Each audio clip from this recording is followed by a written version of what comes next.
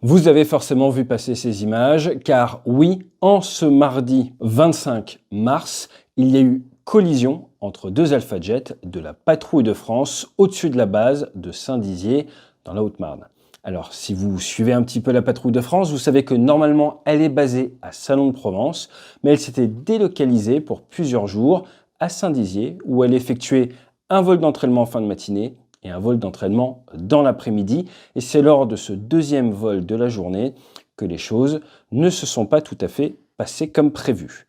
Ce que je vous propose dans cette vidéo, c'est de nous appuyer sur 5 grands points. Le premier point, ça va être les facteurs organisationnels, tout ce qui s'est passé en amont de ce vol, qui peuvent nous permettre de mieux comprendre ces images qui ont été largement diffusées sur Internet.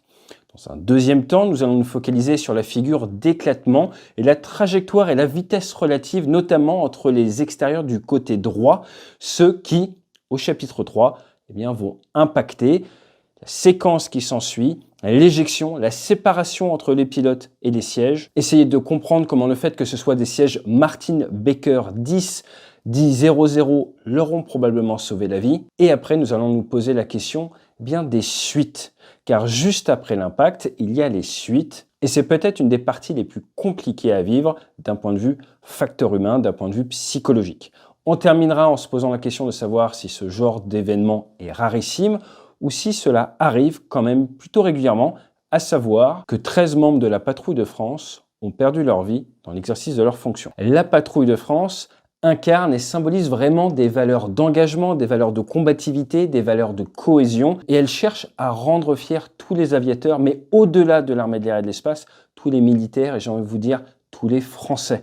Et la raison pour laquelle ces pilotes, ces mécaniciens se lèvent le matin, c'est tout simplement inspirer leurs prochains, essayer de nous montrer qu'en tant que Français, on sait faire de la très haute technicité, on sait maîtriser les éléments, on sait maîtriser le risque, et au-delà de tout, on sait faire preuve de discipline au quotidien. Alors, ne pensez surtout pas que les pilotes présents dans son cockpit sont en fait des sortes de danseurs professionnels du ciel.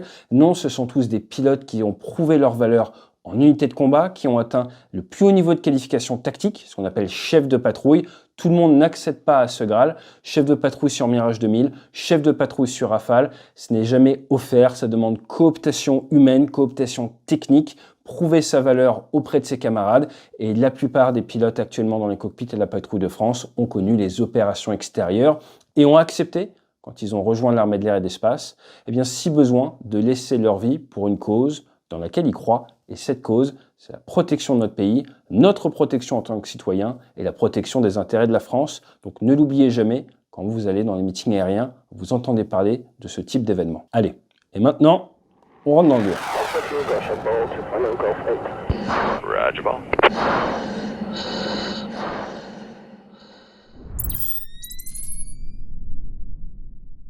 La patrouille de France est normalement basée sur la base de Salon-de-Provence. Mais lors de la phase de préparation hivernale, les pilotes vont progressivement augmenter la cadence, faire du sport, apprendre différentes figures et au fur et à mesure monter en compétences. Après, ils vont se délocaliser sur différentes bases afin de gagner en compétences. On les avait vus il y a environ 15 jours sur la base de Cazaux. Là, cette semaine, ils étaient sur la base de Saint-Dizier. La patrouille de France est généralement composée de 8 avions. Au niveau de l'unité, vous pouvez en avoir 11 ou 12. Et en vol, lors de l'accident, il y en avait 6 sur les images et d'après le communiqué officiel, 7. D'un point de vue organisationnel, avant de partir en vol, les pilotes doivent s'assurer qu'ils sont en bon état, en bonne forme physique et dans un bon état psychologique. En Amérique du Nord, on aime bien utiliser par exemple l'acronyme I'm safe. Est-ce que illness, est-ce que je suis malade, est-ce que je prends des cachets, medication, est-ce qu'il y a du stress particulier, de l'alcool, de la fatigue ou des émotions qui peuvent me rendre dangereux dans l'avion et qui devraient faire que je ne pars pas en vol. Dans les équipes de présentation, il faut avoir conscience qu'il y a un stress qui est généré par le fait que si vous décidez que vous n'êtes pas en état pour voler, que vous avez le rhume des foins, que vous êtes malade, que vous avez mal dormi, cela risque d'impacter vos collègues, même si il y a un pilote remplaçant. Et pourquoi est-ce que j'insiste sur ce point? Parce qu'on avait pu voir il y a quelques années dans l'équipe de présentation de la Navy, les Blue Angels, qu'un pilote, jeune papa, avait fait une erreur qui lui a été fatale alors qu'il manquait de sommeil et n'avait pas osé se retirer des vols à cause de cette pression du collectif, se dire l'équipe a besoin de moi, donc je vais avoir cette pression supplémentaire qu'un pilote en unité de combat classique, par exemple. C'est quelque chose à savoir. D'un point de vue organisationnel également, il faut savoir que la base de Saint-Dizier, appelée Saint-Exupéry, la BA 113, a malheureusement été endeuillée le 14 août dernier par une collision de 2 rafales en l'air. Il faut savoir également qu'elle avait fait part d'Éden en 2019, alors que le passager civil à bord d'un Rafale biplace avait eu des petits soucis, avait tiré la poignée d'éjection et ça avait un petit peu fait le tour de l'OTAN. À côté de ça, vous êtes sur une base nucléaire où vous avez maintenant des forces aériennes stratégiques qui a récemment été rénovée et qui est très connue dans la chasse pour avoir vu passer des générations entières de pilotes de Jaguar. Maintenant, on va regarder un petit peu plus en détail le vol. Comme vous pouvez le voir, initialement, la patrouille est bien constituée, tout le monde tient son poste, comme on dit. Quand vous êtes équipier, vous devez être au bon étagement, au bon retrait et au bon écartement. Et quand on est plusieurs comme ça pour piloter, on pilote par transparence. Donc si vous êtes par exemple le troisième, plutôt que de piloter sur votre collègue qui est devant, vous allez regarder le leader, connaître votre distance par transparence et vous avez de manière implicite dans le cerveau, vous connaissez la distance à laquelle vous n'acceptez pas que l'avion entre vous et le leader se trouve. Donc vous pilotez vraiment votre poste par transparence, qui permet à tout le monde d'avoir la même référence et d'être plus stable. Parce que si le numéro 3, il pilote par rapport au numéro 2, qui lui-même pilote par rapport au numéro 1, ça va pas mal bouger et clairement, ça va pas bien se passer. Donc c'est pour ça qu'il y a ces méthodes de pilotage qui sont très bien faites, très bien exécutées. Ça part dans le plan vertical, on est aux alentours des 250, 350 nœuds. Et par contre, quand ça mène vers le bas, là, il va y avoir cet éclatement. Et dans cet éclatement, là, ça devient extrêmement intéressant. Vous avez différentes manières d'assurer l'anti-abordage. Je m'explique. L'anti-abordage, c'est se passe rentrer dedans. C'est toujours l'équipier, la personne la plus arrière, qui est responsable de ne pas percuter la personne qui est devant. Donc chacun regarde l'avion qui est devant et est responsable de ne pas le percuter. Maintenant, quand il y a une phase de séparation, ça peut vite devenir accidentogène. Je m'explique. Si vous êtes né vers le bas et que tout le monde doit éclater, vous ne pouvez pas éclater dans votre direction et garder le visuel de votre leader, puisque maintenant vous êtes parti sur votre propre trajectoire. Donc ce qu'il faut comprendre, c'est qu'il y a un avant et un après un éclatement. Avant l'éclatement, le N-1, si vous voulez, est responsable de ne pas percuter le N qui est juste devant. Étagement, retrait, écartement. Et même s'il pilote par transparence, il va éviter l'avion qui est devant. Maintenant, au moment de l'éclatement, comment est-ce qu'on réfléchit? Et là, je n'étais pas à la patrouille de France, j'ai volé une fois avec, j'ai fait de la patrouille avec eux, moi en Rafale, eux en Alpha Jet, mais je n'étais pas pilote de la PAF. Je dis c'est important parce que chaque unité, des fois, a un peu ses manières de fonctionner. On en saura plus avec le compte-rendu du bureau enquête et analyse défense qui nous sera sûrement révélé d'ici 2 ans. Mais là, vraiment, j'ai envie d'insister sur ce point qui est cette transition d'un vol en patrouille à cet éclatement où on change les règles du jeu. Pourquoi est-ce qu'on change les règles du jeu? Comment est-ce qu'on se sépare quand il n'y a plus de visuel? Soit par déconfiction d'altitude, soit par déconfiction de trajectoire. Et dans cet éclatement, ce qui semble logique, c'est d'avoir chacun qui a un certain cap. Et par rapport à ce cap, vous êtes libre sur cette trajectoire, vous pouvez tirer jusqu'à finir votre source, vous stabiliser à votre altitude sanctuaire où vous êtes le seul, et maintenant vous êtes déconflicté en altitude après avoir été déconflicté par la trajectoire. Pourquoi j'insiste dessus? Parce que dans l'aéronaval, quand on a perdu nos 2 premiers Rafales marines, c'était à cause d'une séparation comme ça. On a beaucoup réfléchi à la problématique et si ça vous intéresse, on pourra même parler de cette collision qui malheureusement avait vu le décès d'un capitaine de frégate. Toujours est-il, au moment de cet éclatement, regardez bien ce qui se passe au niveau des extérieurs. Vous avez tout le monde qui part sur cette trajectoire et 2 avions, et là, attention, il faut se méfier des différents angles, il faut se méfier des masques, laissons la police faire son travail, mais l'objectif est d'en sortir des choses pour la sécurité des vols. On a l'impression qu'on a 2 avions qui sont en fait sur le même rail de trajectoire. Et là, qu'est-ce qui est très intéressant? Ce qui est très intéressant, c'est que l'avion qui est derrière donne l'impression de masquer avec son nez l'avion qui est devant, qu'ils ne tirent pas tous les deux effectivement de la même manière. Et c'est ce qui avait conduit à l'abordage entre les 2 Rafales marines maintenant bientôt une vingtaine d'années. À partir de là, regardez les images en cockpit. Si vous avez votre nez qui est au-dessus de l'avion qui est devant, vous ne le voyez plus. Or, si vous êtes dans cette phase d'éclatement, vous quittez ce qu'on appelle le padlock, le visuel de la personne qu'il faut que vous évitez pour venir prendre à votre charge le pilotage de votre trajectoire. Et donc, dans votre cerveau, vous n'avez plus à faire l'anti-abordage puisque vous êtes censé être clair sur cette trajectoire. Mais si 2 pilotes sont sur la même trajectoire, ça risque de se rentrer dedans. Ça, c'est personnellement l'hypothèse à l'heure actuelle que je mets au-dessus. Je parle bien d'hypothèse car nous n'étions pas dans l'avion, il est urgent d'attendre. Que vont faire les enquêteurs? Ils vont réfléchir à différents scénarios, différents cas possibles. Alors forcément, ils vont demander aux équipages, mais pas que. Qu'est-ce qu'on pourrait avoir qui nous amène à ce genre de résultat? Première chose quand on pense aux démonstrations aériennes, ce sont les G-LOC, les pertes de conscience à cause du facteur de charge. Tout le monde a tiré sa poignée d'éjection, c'est donc peu probable, même si il y avait un passager sur un des deux avions, et on pourrait se dire, peut-être que le pilote est tombé dans les pommes, c'est le passager qui a tiré et qui a éjecté tout le monde. Donc les enquêteurs vont devoir regarder est-ce que tout le monde était conscient au moment de l'impact. Ensuite, la point de vue technique, aéronautique, est-ce que les trims, le compensateur, les pilotes de la patrouille de France utilisent beaucoup de compensateurs, auraient pu avoir un souci, ce qui va gêner au niveau du pilotage de la ressource et la trajectoire? Est-ce que les arrêts au frein de l'avion qui se fait percuter, peut-être aurait pu sortir, ce qui amène l'avion à freiner, un peu comme dans Top Gun, et à percuter l'avion derrière sans qu'il puisse rien faire? Est-ce que les moteurs auraient pu s'arrêter, auraient pu avoir une action non volontaire? Donc on va regarder cette partie technique. Après, il va y avoir la partie pilotage. Est-ce que la cadence était standard ou non? Est-ce que la technique de pilotage était correcte? Est-ce qu'il y avait possibilité justement qu'il y ait ce souci de masque ou un mauvais angle pris par un des deux pilotes? Et la question va se poser, qui est responsable de l'anti-abordage à ce moment précis dans cette phase d'éclatement? Voilà pour ce qu'on peut faire dire à cette phase d'éclatement. Donc à retenir, quand vous êtes en vol en patrouille, c'est très clair pour qui fait quoi. Au moment de l'éclatement, il y a un changement au niveau des responsabilités, un changement dans la méthodologie pour l'anti-abordage. Ce n'est plus le N-1 qui gère, mais on est plus sur un respect de trajectoire et respect d'altitude sanctuaire après coup. Donc c'est ces phases de transition qui sont toujours accidentogènes, et là on le voit clairement avec les images.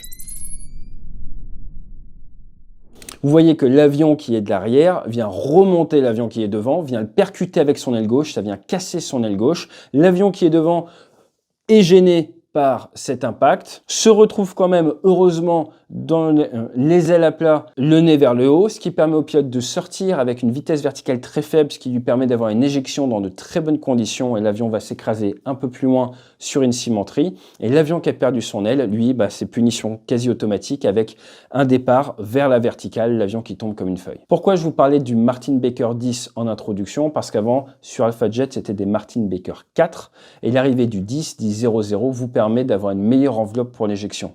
Et alors que là, vraiment, ça percute dans le pire des cas avec les avions qui sont nés vers le sol en train d'accélérer à plus de 650 km/h, eh bien, on se retrouve après l'abordage à avoir des pilotes qui réussissent à tirer la poignée d'éjection à l'intérieur de l'enveloppe de leur siège éjectable, ce qui leur a permis d'être encore vivants ce soir. À noter cette séparation du siège, vous voyez la vitesse de la séquence, et donc on peut remercier Martin Baker.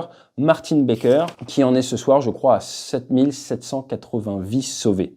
Allez, petite minute historique. On parle toujours de ce constructeur de siège. Personnellement, je ne serais pas là sans eux. Mon père, alors que je n'étais pas encore créé, s'est éjecté en Mirage 3 et a eu la vie sauve grâce à son siège Martin Baker.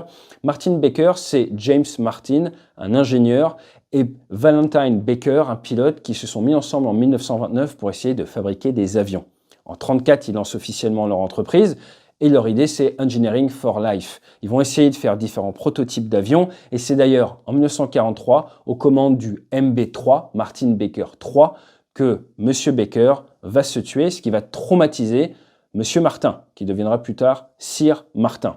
Le ministère britannique va demander à Sir Martin de se spécialiser dans les sièges éjectables. Et c'est comme ça qu'une chose ou une autre, 93 armées de l'air vont acheter leurs sièges, 200 types d'aéronefs différents, et en plus, maintenant, ils font également des sièges anti-crash pour les hélicoptères. 7780 vies sauvées, mais combien de vies créées? Des dizaines de milliers. Pour la petite histoire, l'entreprise est toujours gérée par les jumeaux, les fils de Sir Martin depuis 1979. Alors, une fois que votre avion est hors de contrôle, les choses vont extrêmement vite et les pilotes doivent réagir très rapidement. En France, nous avons des simulateurs de sièges éjectables et donc tout de suite, vous allez chercher la poignée, vous mettez votre main comme ça avec le pouce en dessous pour éviter d'avoir la main arrachée, vous prenez la position et vous tirez. C'est important d'avoir un bon alignement au niveau du dos si vous ne voulez pas y laisser des plumes. Une fois que vous êtes sous voile, vous avez vu le siège part, on vérifie, on retire son groin, on retire le masque, on percute le gilet si on en a un. S'il y a un canot de sauvetage, là je ne sais pas s'ils en avaient, on vient s'en débarrasser et après on vérifie que ces suspendes sont bonnes. Parce qu'on a un taux de chute qui est assez rapide et rapidement on va regarder où on se pose et on essaye de s'orienter face au vent pour venir se vacher dans la verte, si je puis dire. Au niveau des images, on voit que les premiers secours arrivent également de la base. Ce camion blanc, c'est le camion de l'infirmerie de la base de Saint-Dizier. Et on voit également les pompiers de la base qui sont intervenus. Pour la petite histoire, une éjection en MK10, c'est de l'ordre de 16 G. Vous allez peser 16 fois votre poids. Ça pique un peu apparemment. Alors maintenant, les suites. Premier point à savoir, on vit dans un monde quasi de l'instantanéité en termes d'information. Moi, j'ai forcément une pensée très forte pour les familles et les enfants des membres de la patrouille de France qui, alors qu'ils sont en cours, apprennent par les téléphones portables qu'il y a une éjection. Donc ça, c'est des nouveaux dangers, si je puis dire, pour le bien des êtres qui sont chers aux pilotes, leurs familles. L'autre groupe de personnes à qui, forcément, je pense en ce moment, eh bien, c'est les pilotes en vol. Imaginez, vous êtes parti à 7, il y a 7 avions, il y en a 2 qui viennent de s'écraser, vous ne voulez pas de suraccident.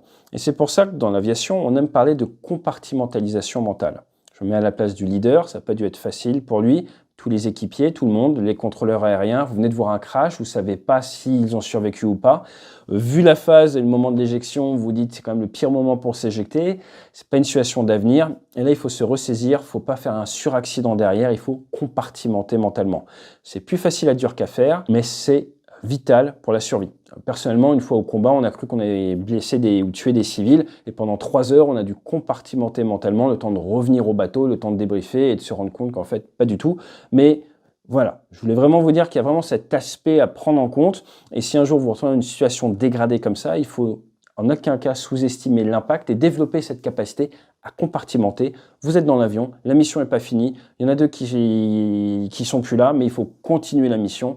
C'est vraiment la base du métier de militaire. Alors comme vous le savez, il y aura une enquête du bureau enquête analyse défense, ça va prendre plusieurs mois si ce n'est plusieurs années, mais là il y a une problématique très concrète qui est que la saison s'apprêtait à commencer et on se retrouve avec 2 Alpha Jets de la patrouille de France en moins et 2 pilotes qui on ne sait pas s'ils sont médicalement aptes à reprendre ou pas.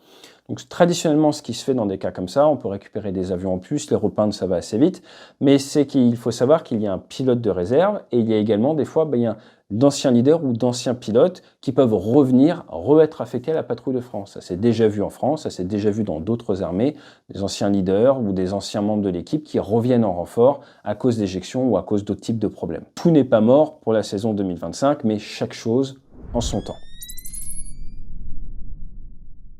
Alors maintenant, forcément, la question, est-ce que c'est rarissime ou est-ce que c'est déjà arrivé? Déjà, je voudrais attirer votre attention sur le fait que nous sommes au mois de mars.